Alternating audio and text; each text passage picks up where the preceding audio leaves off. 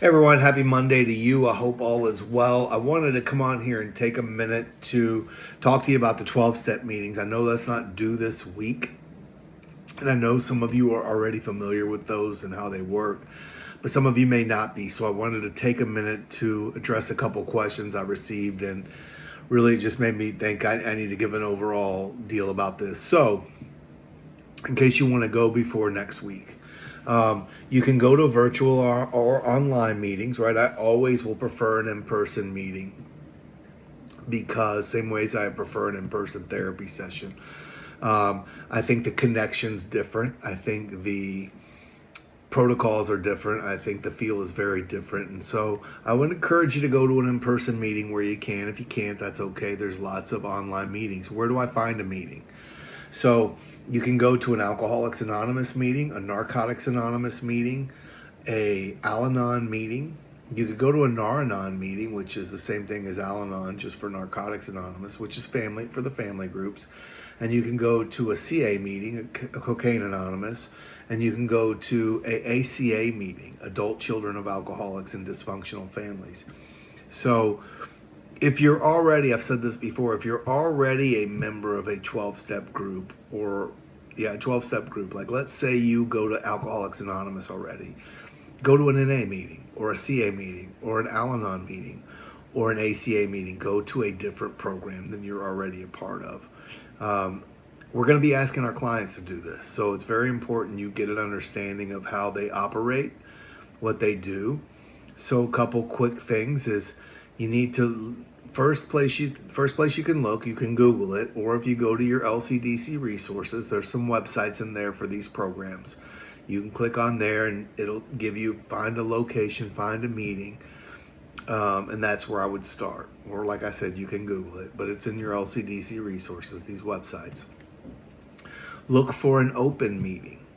So there's two types of, there's lots of types of meetings, but the two main types are an open or a closed meeting when 12-step groups. Open meetings mean anyone from the public is welcome. Anyone can go. You can bring a friend with you, anything, right? A closed meeting is for the group member itself. So let's say, we'll just stay with Alcoholics Anonymous because I don't want to keep going Alcoholics Anonymous or Narcotics. I'm talking about all of them. But I'll just say Alcoholics Anonymous is to keep it simple, is they have what's called a singleness of purpose, which is a desire to stop drinking to be a group member. And the closed meetings are just for those group members. They're not for outside members. So make sure you go to an open meeting. They will absolutely welcome you. You can go to anybody in there, but if you recognize a facilitator, go to them. If you don't, just say something to anybody. They will guide you. They're very friendly people overall. And let them know, hey, I'm a student. I'm sent here to learn about your program. You do not have to share anything. It was a great question I had that was posed to me was, do I have to share? No, you absolutely do not. I would say this. Don't take notes, whatever you do. Look, the paper is very short. It's 2 pages, 2 to 3, a minimum of 2. You don't have to, you surely can remember your process through there, right? Don't take notes. It's not a good look. People start wondering, what are they writing, right? It's just not necessary. So don't take notes. But be respectful of everything in the room, everything the program has, what they tell you, how they. If you don't want to talk and you get called on by some chance, thank you guys, I'm just here to listen. That's it. There's nothing more than that. No one's going to make you talk. No one's going to make you feel bad about not talking. Or if you choose you want to share, you feel like you're in the moment, share. That's up to you. But remember, be at an open meeting. But again, if you're a member of one of these programs, then by all means, go to a different program. It's very important. I can't stress that enough. Look, I could write a paper on any one of these groups without ever attending another group, right? Because I've been to so many. That's not the point here. The point is for you to have a brand new experience, much like many of your clients. Look, they're going to have, sorry, I'm looking at for this email. You're going to have clients come into your office that have been to meetings before and don't want to go back. What are you going to tell them? How are you going to encourage them? And part of your paper is determining, is this helpful, do you think? Here's one thing I want you to understand. It's not about your opinion, meaning we're all going to have an opinion. We're going to like some meetings more than others, some groups more than others. It's not about whether we like them or not. It's about what we know about them so that we can recommend them to our clients. So I always get a kick out of this throughout the semester when we do these groups, and some people love them, some people less than love them. I wouldn't refer to this program because I didn't like it. Well, it's not about that. You should always refer to these programs. They're all good programs. They're just not always a good fit for each client. But that's your client's decision, not yours. Your job as an LCDC is to be educated on how they operate, educated on their norms, their social norms in those rooms, their processes, their philosophies, their ideals. That is our responsibility to know as LCDCs. Whether we like the program or not is irrelevant. Right? So that's why it sends you to these programs, so you get some sort of familiarity with them, at least some intro to them. Here's what I would encourage you to do too is if you attend, let's say you attend an Alcoholics Anonymous meeting, then outside of this assignment, and I know you're not going to like to hear this, but I would encourage you to attend all the others.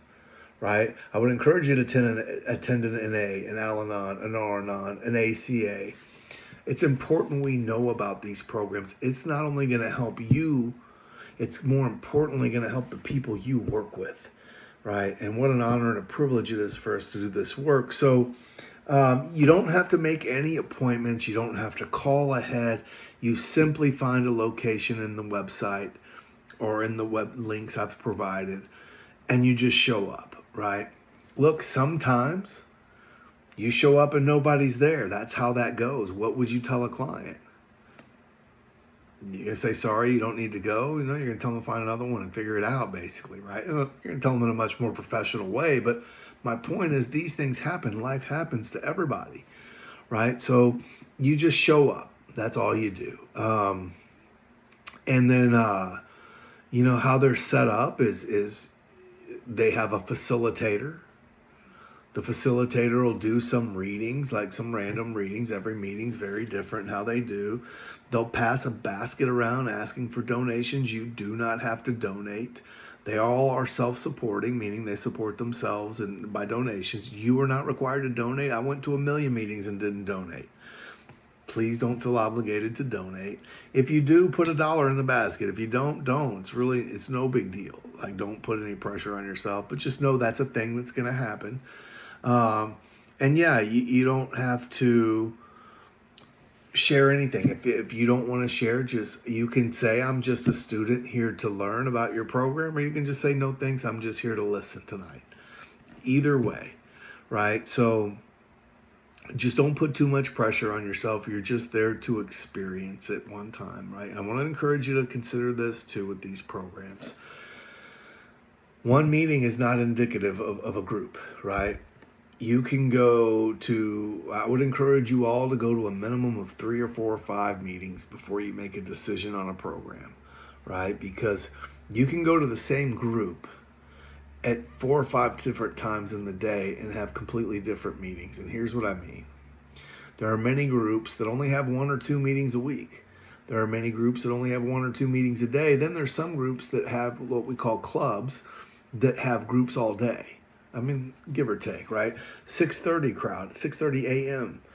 I found that to be more of a professional crowd overall, right? Because these are people hitting meetings before work usually. Then I find the noon crowds are a combination of professionals and retirees. Not every person, not everything applies, but as a whole, because these are people hitting meetings at lunch or retired, right? Then you have the 6:30 and 8:30 meetings, or 8, 6, and 8, whatever it is, right? That are everybody else, what I call Gen Pop, so to speak, right? It's everybody. So they can be very different meetings according to the crowd, right? And so every meeting's different.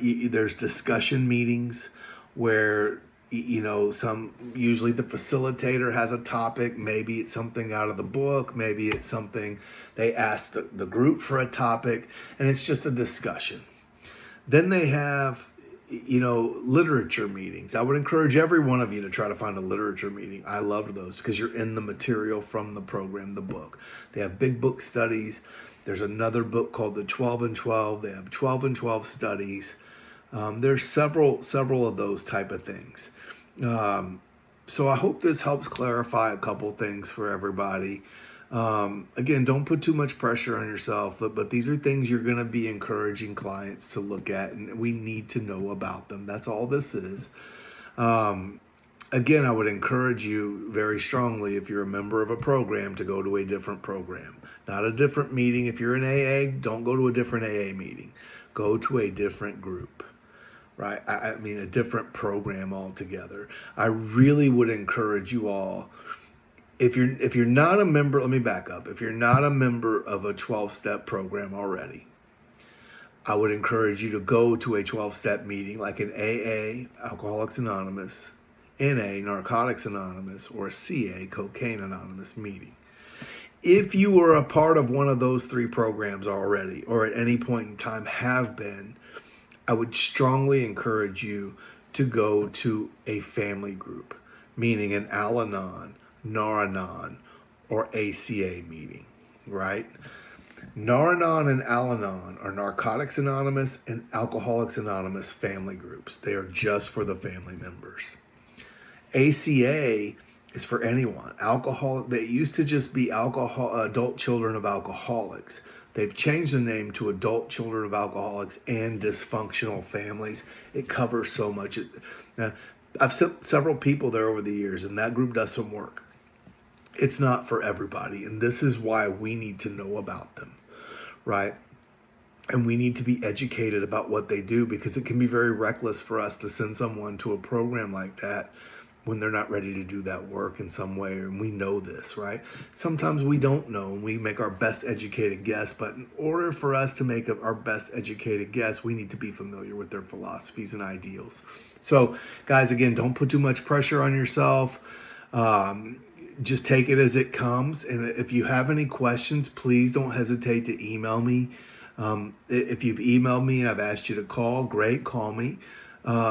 But other than that, if I can answer any questions about any of the programs, please don't hesitate to reach out. And I hope you have a great week. We'll talk soon.